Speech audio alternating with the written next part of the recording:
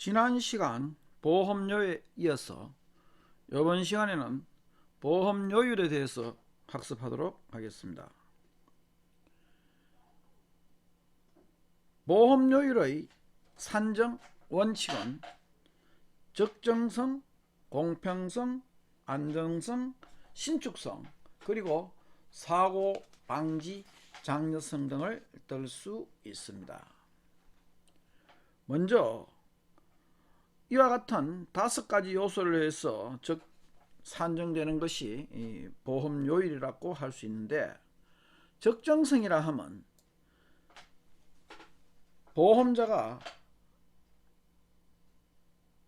손해보상을 할 수 있는 보험료율, 또 보험사업을 운영할 수 있을 만큼 충분해야 하지만 또 과도해서는 안 되는 요율을 적정성이라고 할 수 있을 것입니다. 보험료는 손해보상을 위한 기금이면서 보험사업을 영위하기 위한 경비이며, 또한 보험자가 얻는 이윤이라고 할 수 있습니다. 따라서 보험료는 보험자가 자신이 약속한 손해보상을 이행할 수 있을 만큼 충분해야 하며, 만약 보험료가 충분하지 못하면 사고 발생 시 생기는 손해를 완전하게 보상할 수 없게 됩니다. 피보험자에게 결국 이렇게 되면 피보험자에게 피해를 주게 되므로 피보험자를 보호하는 측면에서 보험료율은 1차적으로 충분히 산정되어야 할 것입니다. 한편 보험료는 보험자가 보험계약을 인수하고 이를 관리하는 데 필요한 경비로 지출할 수 있을 만큼 충분해야 합니다. 앞에서 순보험료와 부가보험료라는 개념을 배웠죠. 그때 그 부가보험료 영역에는 일종 이윤도 있다고 했습니다. 결국 영리보험일 경우에는 보험자의 적정한 이윤도 보장되어야 할 것입니다.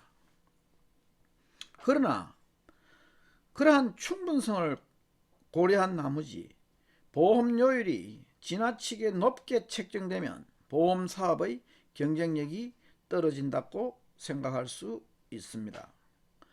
일반 상품과 비교해서 생각해보면 보험료는 그 상품의 판매 가격에 해당되기 때문에 보험료율이 높다는 것은 곧 상품이 비싸다는 것을 의미합니다.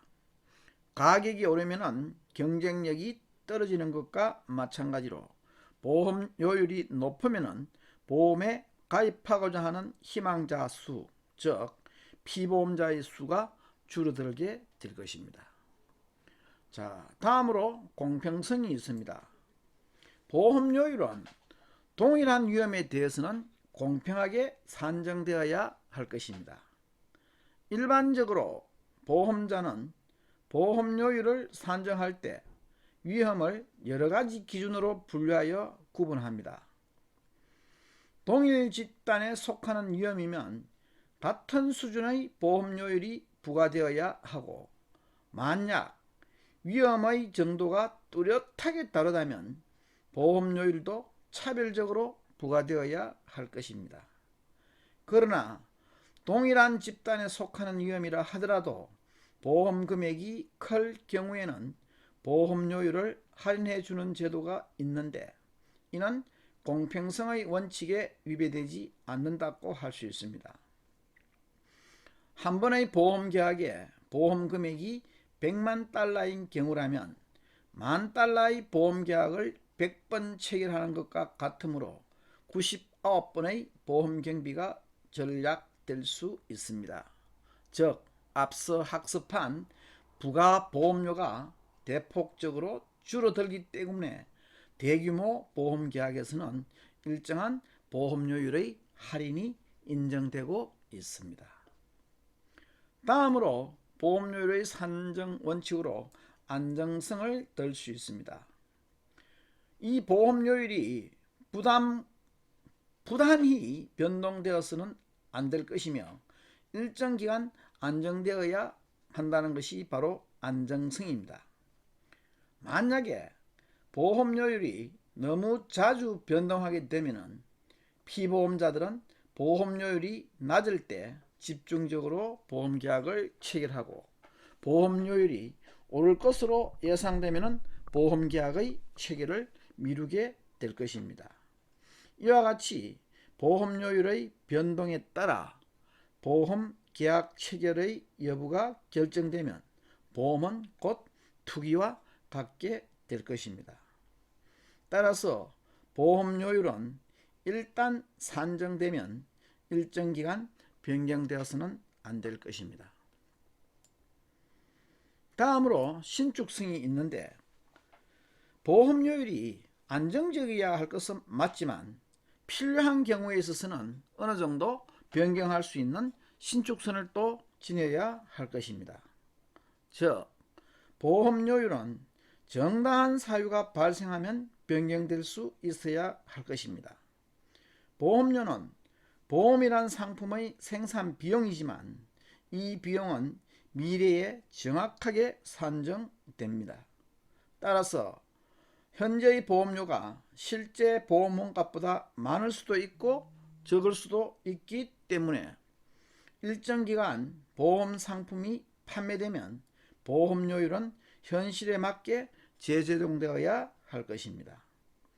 뿐만 아니라 보험료율은 사회적, 경제적 변화에도 정하여 신축성 있게 산정되어야 할 것입니다. 마지막으로 보험료율의 산정 원칙에 사고방지 장려성을 덜 수 있습니다. 즉 보험료율은 사고 방지를 유도할 수 있도록 산정되어야 할 것입니다. 위험 발생을 사전에 방지하게 되면 보험자는 보험금의 지출을 줄일 수도 있고 사회 전체의 입장에서도 이익이 될 것입니다. 따라서 보험자는 피보험자로 하여금 스스로 사고를 방지할 수 있도록 유도하는 보험료율을 체계해야 할 것입니다. 특히 보험은 위험을 전가하는 기능을 수행하면서도 한편으로는 피보험자의 위험에 대한 무관심을 가져다 주는 정신적 위태, 모럴 해저드와 구별되어야 됩니다. 도덕적 위태와 정신적 위태는 구별되어야 하는데 특히 이와 같이 어떤 위험에 대한 무관심이라는 것은 어떤 정신적 나태함에 대한 정신적 위태라고 할 수 있습니다. 그래서 이와 같이 정신적 위태를 창출하여 보험에 가입한 사람은 그렇지 않는 사람에 비해서 위험 발생에 대해 덜 관심을 가지게 될 것입니다. 이러한 피보험자들의 심리를 경계하기 위한 하나의 방법으로서 보험료율을 할증할인하는 것입니다. 즉 그전에 사고가 많은 경우에는 보험료가 할증될 것이고 무사고의 경우에 있어서는 할인되는 것입니다. 이것이 바로 현재 모든 보험, 특히 매년 자동차 보험에 있어서는 철저히 지켜지고 있습니다. 다음으로 이와 같은 보험료율의 산정 원칙에 대해서 보험료율의 산정 방식이 있습니다. 보험료율은 위험의 등급에 따라서 산정되는 방식과 개개의 위험에 대해서 각각 산정되는 방식이 있습니다. 일반적으로 위험의 등급에 따라서 선정되는 방식을 등급별 요율 산정 방식이라 하는데 보험료율을 산정할 때 가장 많이 사용되는 방식이 등급요율 산정 방식입니다. 이 방식에 의하면 먼저 위험을 여러가지 기준의 등급에 따라서 분류한 후에 같은 등급에 속하는 위험에는 동일한 평균치를 적용하고 등급 간에는 차등요율을 적용하는 것을 의미합니다. 등급 요율은 위험을 개별적으로 평가하여서 요율을 산정하는 것보다 편리하기 때문에 해상보험을 비롯한 대부분의 보험에서 사용되고 있습니다. 실무에서는 보험자들이 대개 위험의 등급에 따라서 차등 적용되는 보험 요율의 체계를 책으로 만들어서 고객들에게 제공하는데, 이 책을 일반적으로 매뉴얼이라고 하고 있습니다. 그리고 이 매뉴얼에 기재된 등급별 요율을 매뉴얼 레이트라고 합니다. 우리나라의 경우 대한손해보험협회에서 작성한 해상적하보험 요율서가 있는데, 모든 보험회사는 이 요율서에 정해진 바에 따라서 보험료를 산정하고 징수하고 있습니다. 다음으로 개별요율의 산정 방식이 있는데, 이 개별요율의 산정 방식은 위험을 개별적으로 평가하여 그 특성에 맞는 요율을 산정하는 방식입니다. 이 방식은 등급별 요율을 적용하는 것이 불합리할 경우 이를 보완하기 위해서 사용되고 있습니다. 같은 등급에 속하는 위험이라 하더라도 위험 간에는 다소 차이가 있기 때문에 동일한 요율을 적용하는 것이 불공정할 경우가 있습니다. 이럴 경우에는 개별 위험의 특수성과 경험을 토대로 개별 요율을 산정하여 적용하는데, 선박보험 요율은 이런 방식으로 산정되고 있습니다. 이 개별 요율의 산정 방식에는 예정표 요율 적용 방법과 판단 요율 적용 방법의 두 가지가 있습니다. 예정표 요율 적용 방법은 위험의 등급별로 표준 요율을 산출한 다음 개별 위험의 물리적 특성에 따라서 보험 요율을 증가 또는 감소시키는 방법입니다. 이때 요율의 정감은 미리 정해진 예정표 요율에 따릅니다. 주로 사고 방지 시설이나 설비를 갖출 경우 표준 요율을 내린 방식을 채택하고 있습니다. 따라서 이 방법에 따라 보험 요율을 산정하면 피보험자로 하여금 사고 방지를 유도할 수 있습니다. 즉, 보험 요율의 정감이 미리 예정표 요율에 나타나 있기 때문에 피보험자들은 보험 요율을 낮추기 위해서 각종 사고 방지 시설을 갖추려고 합니다. 자동차 보험의 예를 들자면 자동차에 특수한 설비가 되어 있는 경우, 예를 들어서 블랙박스가 장착되어 있는 차량과 그렇지 않는 차량은 차이가 난다고 할 수 있습니다. 다음으로 판단요율 적용 방법이 있는데, 이 판단요율 적용 방법은 통계 자료에 의해서 요율을 산정하는 것이 아니라 보험자의 경험과 지식에 의존하여 개별적으로 보험료율을 산정하는 방식입니다.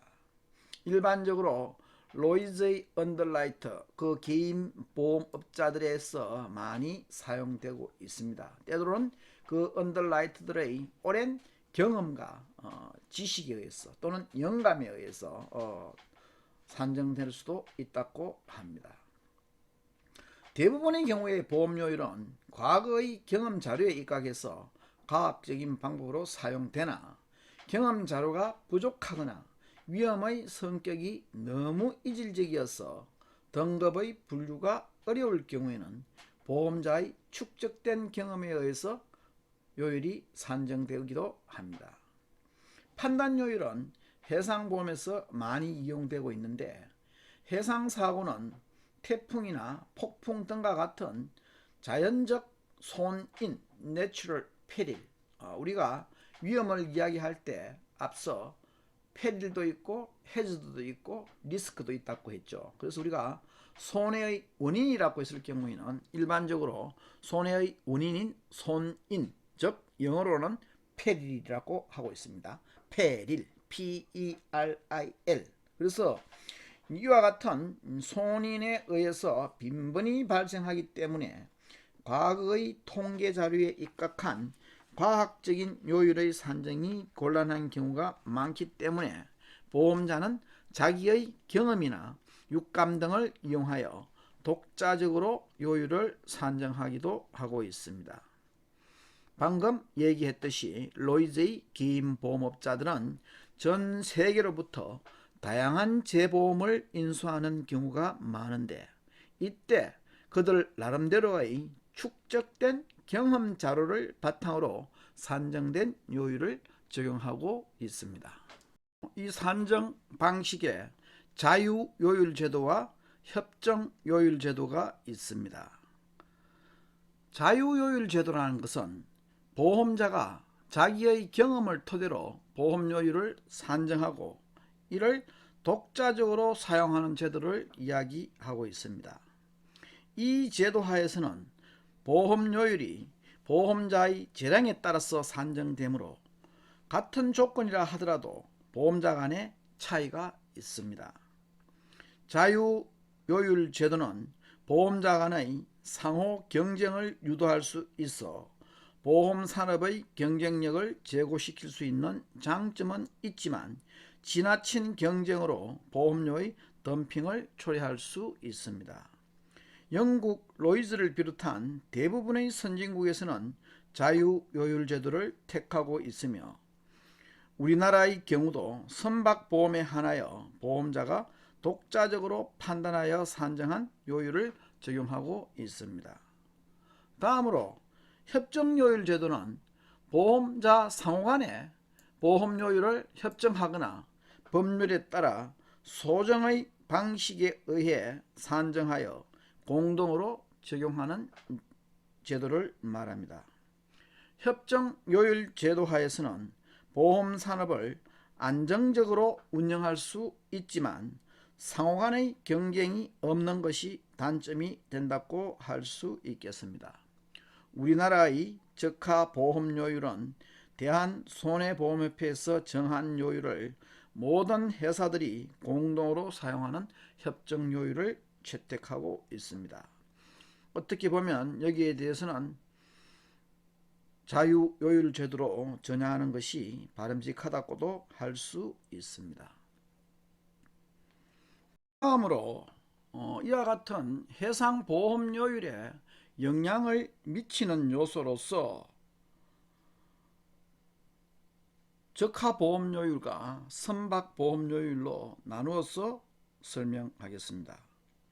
먼저 적하보험료율은 보험 조건이나 화물의 종류 그리고 선박의 종류, 운송 항로 및 계절 등에 따라서 보험료율이 산정되고 있습니다.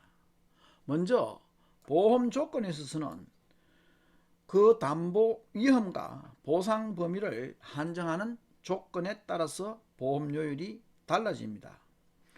보험 조건을 확대하면 그만큼 보험자가 부담하는 위험도가 증가하기 때문에 보험료율도 거기에 비례하여 높아진다고 할 수 있을 것입니다. 현행 ICC 약관상에 A, B, C 조건의 세 가지가 있는데 A 조건의 담보 범위가 가장 넓고 그 다음 B 조건, 그 다음 C 조건이기 때문에 당연히 보험료율도 A 조건이 가장 높고 그 다음 B 조건, C 조건 순서라고 할 수 있습니다. 다음으로 화물의 종류나 성질, 포장, 그 외 적재 방법 등에 따라서도 달라지는데 적하보험의 대상이 되는 화물은 아주 다양하기 때문에 특정한 손해가 발생하는 위험이 일률적으로 예측되지 않고 화물의 종류, 성질에 따라 달라지기 때문이다. 예를 들자면 유리제품이나 정밀기계 등은 일반 화물에 비해 수송 중의 충격에 약하기 때문에 파손이 일어날 가능성이 크고 철광석은 비에 젖어도 거기에 따른 손해는 거의 없는 데 비해 만약 설탕과 같은 상품이 비에 젖으면 큰 손해를 입게 될 것입니다. 또한 포장되지 않은 채로 소위 적재된 벌크 카고와 같은 화학 비료는 밀봉된 경우에 비해서 부족한 손해가 생기기 쉬울 것이고, 같은 밀봉 화물이라도 2겹 내지 3겹의 종이 봉지에 넣은 것과 5겹 내지 6겹의 종이 봉지에 넣은 다음 다시 폴리에틸렌 포장을 하는 것은 포장의 파손에 의한 부족 손의 정도가 상당히 달라질 수 있습니다. 따라서 포장 상태 역시 요율 산정의 중대한 요소가 될 것입니다. 그리고 적부 방법과 관련하여 갑판에 적재된 화학약품이나 목재 등의 화물은 악천후를 만나게 되면 파도에 휩쓸릴 위험성이 있고 항상 비바람에 노출되어 있기 때문에 일반적으로 선착 내에 선적된 화물보다 인수 조건이 까다롭고 요율도 높게 됩니다.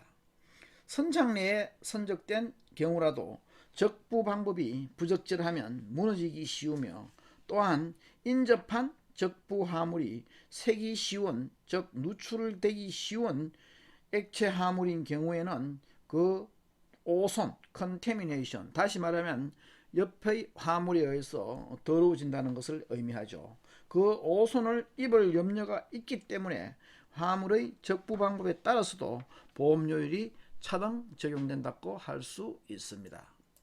다음으로 운송 용구와 관련해서 선박 사고는 화물의 사고와 직결되기 때문에 선박의 상태는 적하보험료율의 산정에 중요한 요소입니다.